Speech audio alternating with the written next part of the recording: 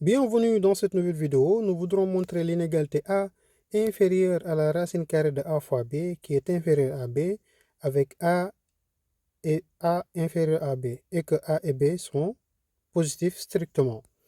Donc pour montrer cette double inégalité, nous allons partir de cette hypothèse-là, c'est-à-dire que A est inférieur à B.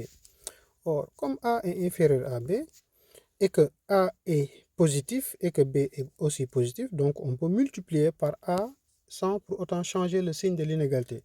Donc en multipliant par A, on aura A au carré. A au carré, il sera inférieur à A au produit AB. Et donc, comme les deux membres de l'inégalité sont strictement positifs, donc en utilisant le radical, on aura A au carré, c'est la racine carrée, il sera inférieur à la racine carrée de A fois B. Or, ici, on sait qu'on aura ce qu'on appelle la valeur absolue de A. Donc, on aura la valeur absolue de A qui sera inférieure à la racine carrée de A fois B, par définition. Et comme A est positif, donc par hypothèse, donc on nous a dit que 0 est inférieur à A strictement, c'est-à-dire que A est positif.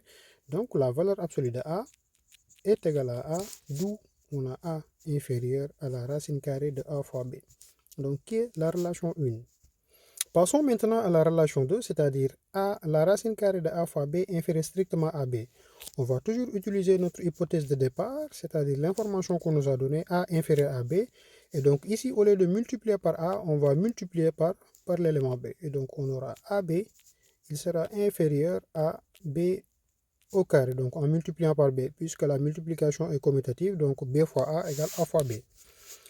Et donc ici, toujours, on va utiliser la racine carrée. Donc comme les deux termes sont positifs, donc on aura la racine carrée de AB qui sera inférieure strictement à la racine carrée de B au carré. Et toujours, donc par précaution, donc on va d'abord utiliser le symbole de la valeur absolue pour être sûr. Donc la racine carrée de B au carré est égale à la valeur absolue de B. Et comme B est positif, donc la valeur absolue de B est égal à B lui-même. Et donc, dans ce cas, on aura la racine carrée de A fois B est inférieure strictement à B, qui est la relation 2. Et donc, de ces deux relations-là, donc on a A qui est inférieur à la racine carrée de A fois B, qui est lui-même inférieur strictement à B. D'où la relation qu'on nous a demandé de montrer tout en haut de l'exercice.